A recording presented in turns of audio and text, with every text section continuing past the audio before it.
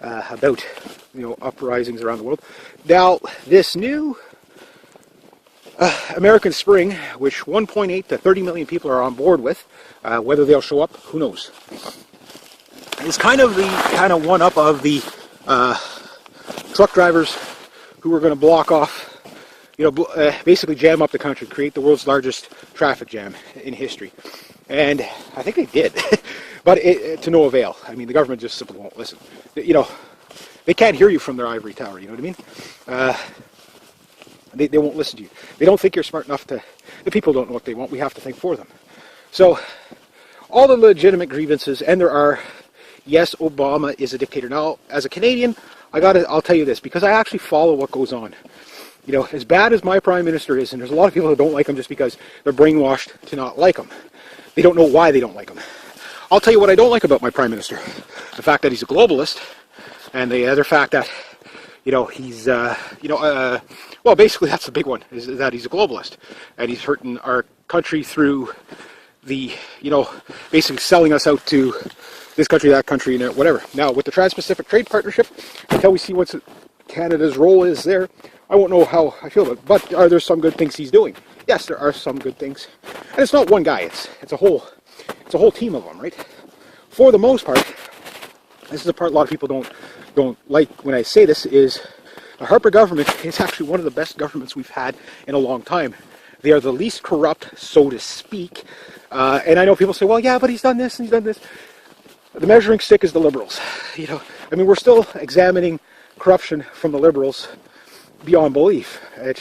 But the way the Liberals do is their big scams are usually, okay, we're going to fund something, then we're going to cancel it so we get sued, we pay off a whole bunch of people, and then we're going to start it up again. And when we start it up again, we'll do that 2 or 3 times. Helicopter scandal, shipping scandal. It works pretty much the same way. Right now it's that gas plant scandal in Ontario. And that's how they do it, And basically, they're just make work jobs, and because they know as soon as they end the project, a whole bunch of people are going to be out of work because we don't need them anymore.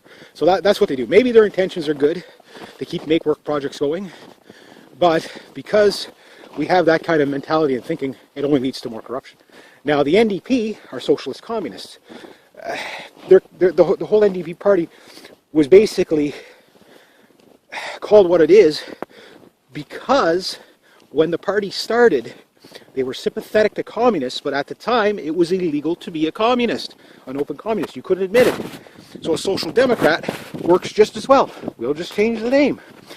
This is a classic tactic that communists use. And you can use this.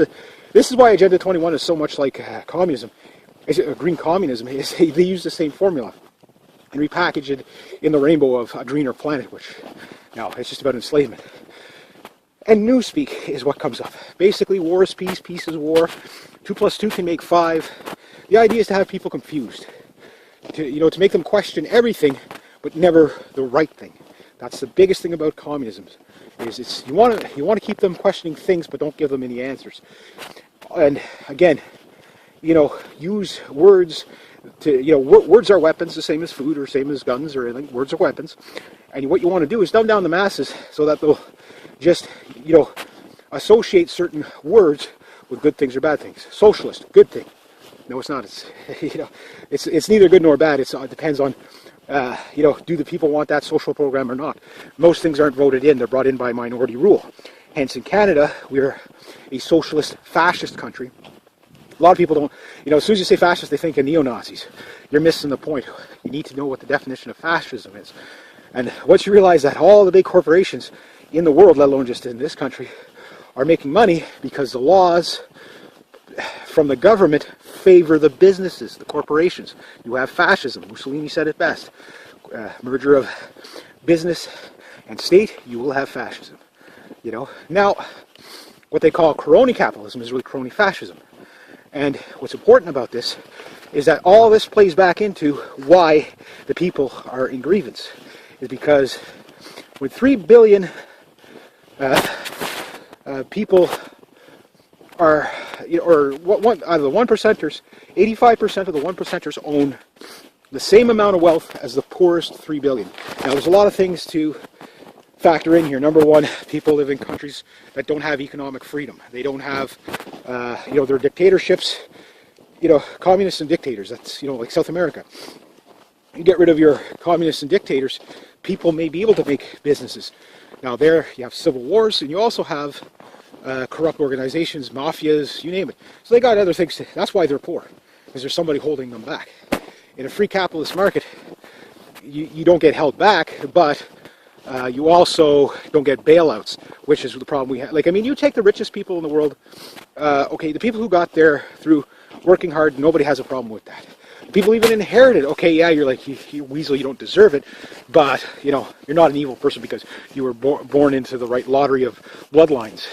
Fair enough. And most of those people end up usually losing that wealth anyway, because they don't know how to manage.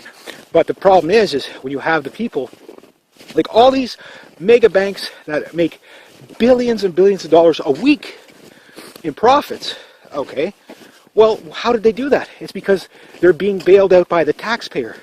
In other words, they're too big to fail. I say too complicated to work, and it creates the bubble. All government does is create bubbles. Unfunded liabilities, Social Security, healthcare, that's stuff that you can't guarantee how much money there's going to be there in the future. And a lot of people will say, okay, well, I'd rather bail out a hospital than bail out a bank. But the way it's working right now is we bail out of banks and make cuts to the hospitals. You see what I'm saying? So, when people go to blame the capitalists, that's what they want you to do, because these people are not capitalists. These people are fascists and communists. They're not even socialists. They're more Marxist than socialists. They're about control. They're not about ever distributing the wealth, because you don't see these so-called Warren Buffett types and Bill Gates really stepping up to the plate and dispersing the wealth. All the philanthropy that they do is about their genocide programs, sterilization. This stuff is openly admitted by them. Don't take my word for it. Do your own research. You'll figure it out. But they sell it to you with wording that makes it look like, that they're doing you a favor, but they're not.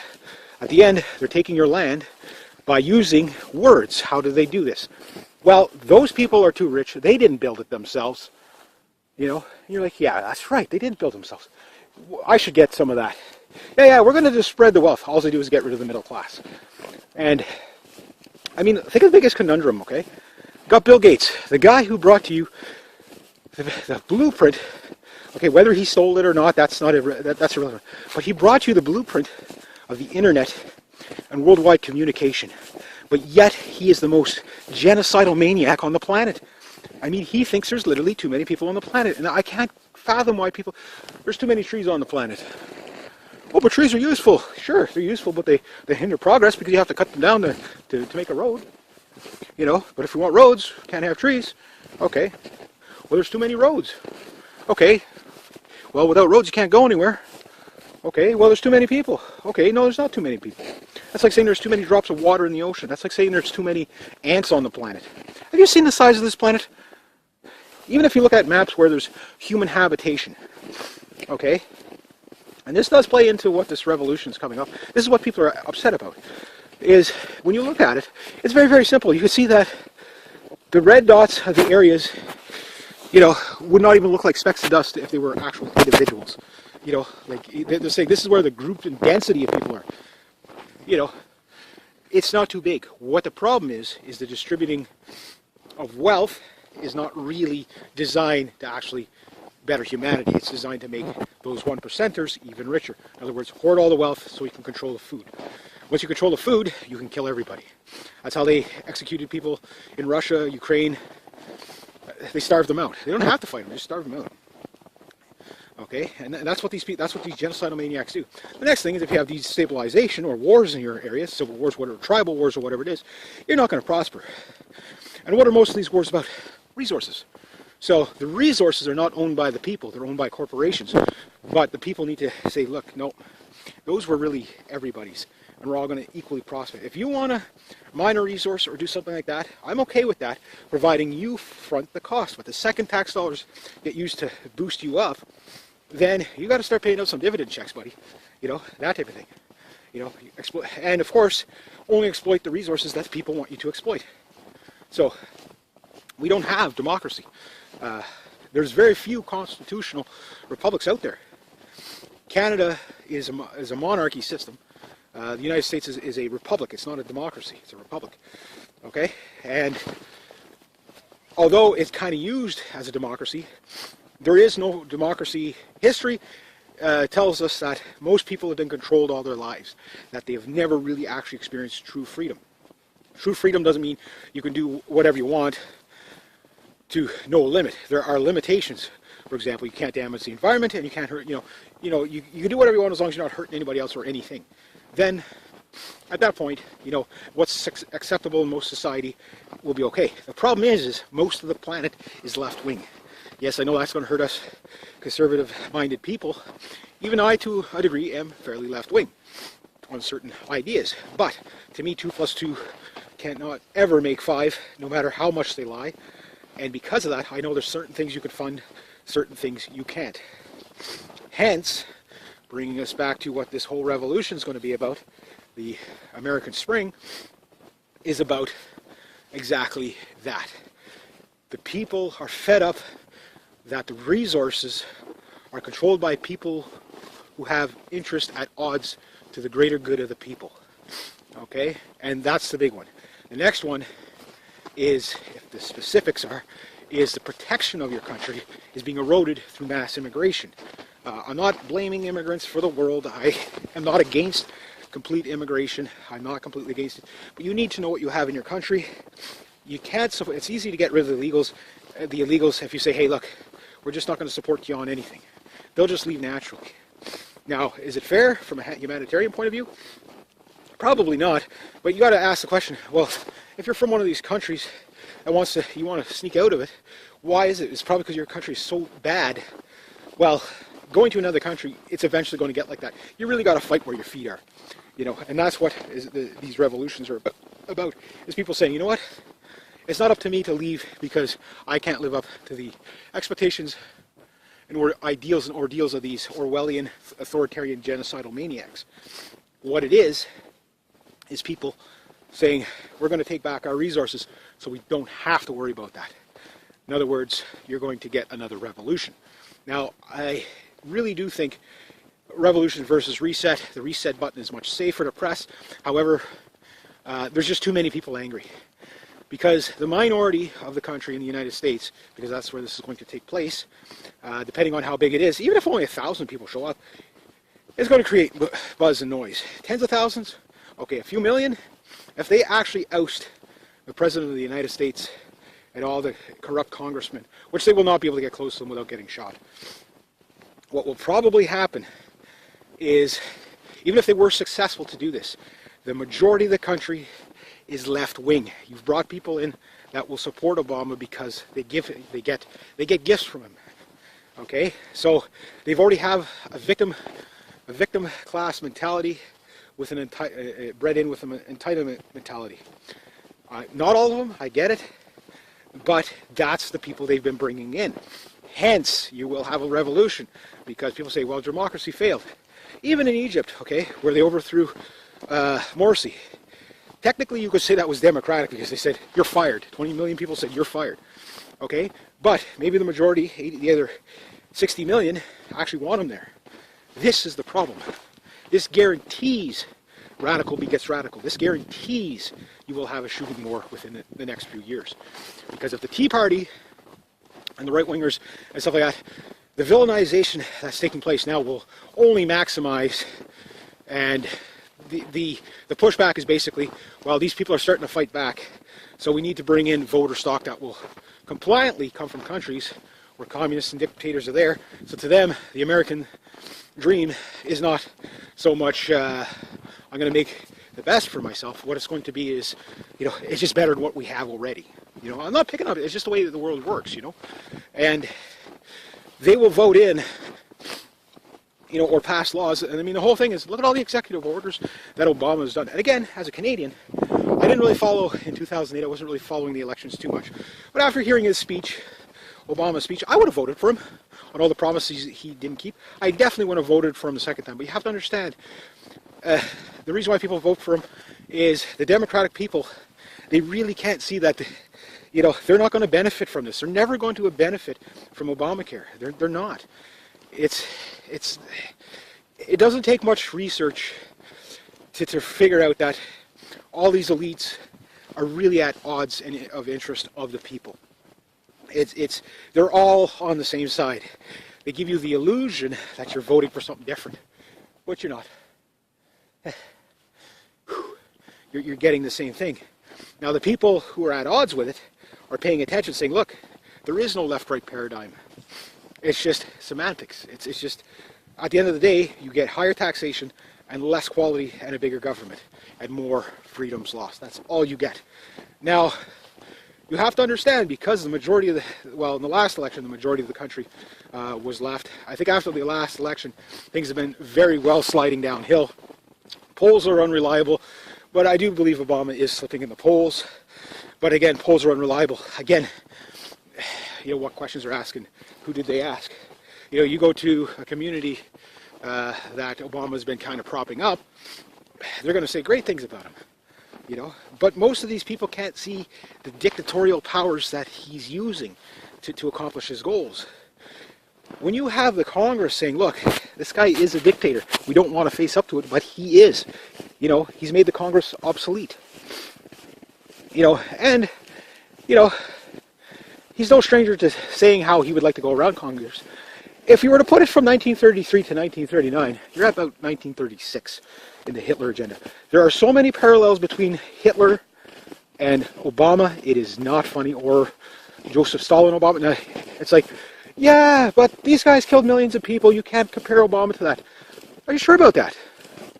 Maybe his body count isn't as high, but I can guarantee you 2,400 terrorists have already been killed in another country. Genocide's genocide, doesn't matter where it takes place. Okay, and out of that, 200 and almost 300 of them are women and children. You're going to have a hard time convincing me that 5-year-olds and stuff are terrorists. And to call them collateral damage, well, if you call my family collateral damage, you're dead. You're dead. You know what I mean? I wouldn't care in what name. That's how you breed a terrorist. You know what I mean? And that's how these people are thinking. Now, considering the gearing up of things, you would have to be, you have to be in denial to sit there and say, well, it's not that bad. Okay, yeah, they bought, 14 million tablets of potassium iodine. Why? That's a great question. Just why? Why is the best question in the world? And, they bought probably 100 billion rounds by now of multiple calibers and firearms and all these, MRAPs, you might as well call them wheeled tanks, 2,700 of those, all this militarization of the police force, when the man is on record saying we need a domestic police force as strong as powerful as the United States military. At the same time, you're seeing the buildup of like Department of Homeland Security, very authoritarian, everybody's a terrorist, and the NSA and the CIA and all that, all these alphabet. You're seeing the buildup of all of those. At the same time, you're seeing the actual military being gutted. Veterans Affairs, the Navy, all that stuff, the stuff that would protect you from boogeymans from out. At the same time, where you're seeing more power given to foreign powers, such as the United Nations and NATO, to control the United States military. Now, when you're looking at it like that, it's like, dudes, you've been just taken over by a communist regime. That's what the UN is. They believe in a one world order. The New World Order is nothing more than just a bunch of corrupt people fighting for power. And they use us little pawns in the midst of it. But make no mistake, this is the step, May 16th is the stepping stone to the shooting war. I'll say it's not going to happen directly after, but beware that there could be a great provocateur. A mass shooting is the most likely thing to happen if this thing even becomes remotely successful. It will be provocated. It will have to be. Which could lead to the assassination of the president, which will lead to a major martial law crackdown, which will lead to the rise of the 3%ers. It's just, it works in that theory. It works. It doesn't mean it will happen exactly like that, but there's a lot of things I've said that, hey, watch this happen, and in a few months to a year later, you usually see something like that happen. And the anger's there, the energy's there. What they want to make sure is you don't know where to direct it. It will be directed towards the elites, because that's, at this point, they just can't hide. However, it's the military law enforcement that you really have to get on your side because they're ready to fight because they've been taught everybody's an enemy. The no hesitation targets, that type of thing. So we'll have to wait and see what happens on the 16th. I guess I'm just babbling now. But these are a lot of things to put together. If there is 30 million people rise up and they can do it peacefully, which, again, your black bloc protesters, those people are going to be coming out to play in that environment to derail any legitimacy. All the media needs is something to focus on. Say, look, it's the right-wing extremists. That's all they need to do, and that's all the people will hear. And that's what government does. They will not say, these people are here for legit purposes. Why? Because it's not working in Ukraine. All right, so anyway, rate, subscribe, share, comment, like. There we go. Okay, so I just did a long rant there about, uprisings around the world. Now, this new American Spring, which 1.8 to 30 million people are on board with, whether they'll show up, who knows. It's kind of one-up of the truck drivers who are going to block off, basically jam up the country, create the world's largest traffic jam in history. And I think they did, but to no avail. I mean, the government just simply won't listen. They can't hear you from their ivory tower, you know what I mean? They won't listen to you. They don't think you're smart enough the people don't know what they want. We have to think for them. So, all the legitimate grievances, and there are, yes, Obama is a dictator. Now, as a Canadian, I'll tell you this, because I actually follow what goes on. As bad as my Prime Minister is, and there's a lot of people who don't like him just because they're brainwashed to not like him. They don't know why they don't like him. I'll tell you what I don't like about my Prime Minister. The fact that he's a globalist, and the other fact that, he's, well, basically that's the big one, is that he's a globalist. And he's hurting our country through the, basically selling us out to this country, that country, and whatever. Now, with the Trans-Pacific Trade Partnership, until we see what Canada's role is there, I won't know how I feel about it. But are there some good things he's doing? Yes, there are some good things. And it's not one guy, it's a whole team of them, right? For the most part, this is the part a lot of people don't like when I say this, is the Harper government is actually one of the best governments we've had in a long time. They are the least corrupt, so to speak. And I know people say, well, yeah, but he's done this and he's done this. The measuring stick is the Liberals. We're still examining corruption from the Liberals beyond belief. But the way the Liberals do is their big scams are usually, okay, we're going to fund something, then we're going to cancel it so we get sued, we pay off a whole bunch of people, and then we're going to start it up again.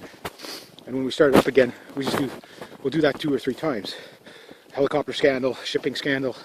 It works pretty much the same way. Right now it's that gas plant scandal in Ontario.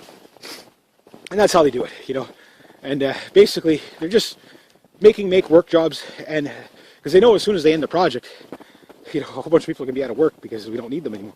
So that's what they do. Maybe their intentions are good. They keep make work projects going. But because we have that kind of mentality and thinking, it only leads to more corruption. Now, the NDP are socialist communists.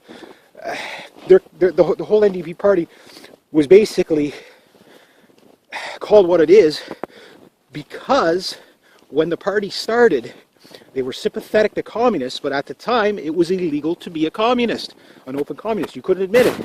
So a social democrat works just as well. We'll just change the name. This is a classic tactic